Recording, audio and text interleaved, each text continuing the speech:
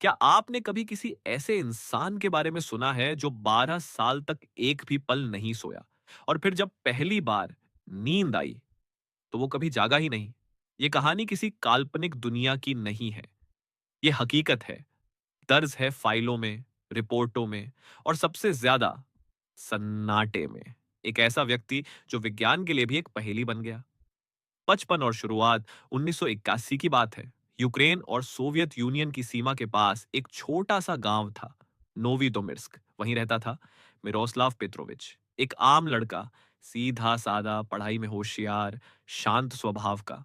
उसे किताबों से प्यार था, इतिहास से लगाव था और रहस्य उसे आकर्षित करते थे। लेकिन उसे क्या पता था कि एक दिन वो खुद एक रहस्य बन जाएगा। वो किताब जिसने नींद छीन ली, एक रात वो गांव की पुरानी लाइब्रेरी में गया। एक किताब हाथ लगी, बिना नाम की, धूल से भरी, बेहद पुरानी। मिरोस्लाव को उस किताब में कुछ ऐसा दिखा जो किसी और ने कभी नहीं देखा।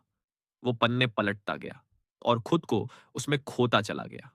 रात के आखिरी पहर में, जब सब सो रहे थे, वो बस बैठा रहा, जागते हुए। उसने सोचा शायद ये एक बार की बात होगी, लेकिन वो रात सिर्फ एक शुरुआत थी। एक हफ्ता, फिर एक महीना, फिर साल, धीरे धीरे हफ्ते बीते, फिर महीने। मिरोस्लाव को नींद आनी बंद हो चुकी थी। कोई थकावट नहीं, कोई चिड़चिड़ापन नहीं, ना कोई शारीरिक दिक्कत, बस एक अनंत जागरण। परिवार परेशान था। डॉक्टरों ने इलाज शुरू किया मगर कोई कारण नहीं मिला। साइंस भी चौंक गया। 1982 में मिरोस्लाव को ले जाया गया सोवियत स्लीप इंस्टीट्यूट। वहां उसके दिमाग और शरीर की बारीकी से जांच की गई। Brain scans, neurological monitoring, REM testing, हर चीज। रिपोर्ट आई, मिरोस्लाव पूरी तरह से स्वस्थ है।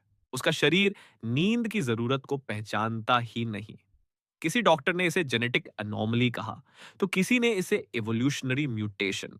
कुछ तो ये भी कहने लगे, क्या मीरोस्लाव इंसान है भी? गांव में फैला डर। जहां साइंस उसे चमत्कार मान रही थी, वहीं गांव में लोग अब डरने लगे थे। उसने कोई शैतानी किताब पढ़ ली है, वो अब इंसान नहीं रहा। उसके भीतर कोई और ताकत है। मिरोस्लाव ने इन सब से खुद को दूर कर लिया। वो अब ज्यादा नहीं बोलता था, बस अपनी डायरी में लिखता रहता और उस किताब को पढ़ता रहता। उसकी डायरी में लिखा था, अब मुझे नींद का मतलब याद नहीं। शायद मैं भूल गया हूं सपना क्या होता है। 12 साल बाद पहली बार थकावट, 1993। 12 साल बीत चुके थे। मिरोस्लाव आज भी पूरी तरह स्वस्थ था, पर उसके चेहरे पर अब एक अजीब सी खामोशी रहती थी। एक रात उसने अपने दोस्त इवान को फोन किया। उसकी आवाज कांप रही थी। आज पहली बार मुझे थकावट सी लग रही है, शायद आज मैं सो जाऊं। आइवान घबरा गया। सब ठीक है ना? उसने पूछा। मिरोस्लाव चुप रहा, फिर बस इतना कहा, अगर मैं सो गया तो शायद वापस ना आ सकूं।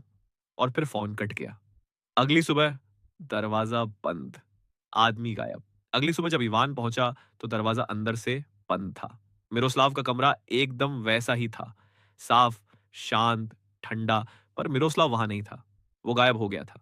कोई निशान नहीं, कोई खून नहीं, कोई सबूत नहीं। बस एक पुरानी किताब पड़ी थी और उसकी डायरी।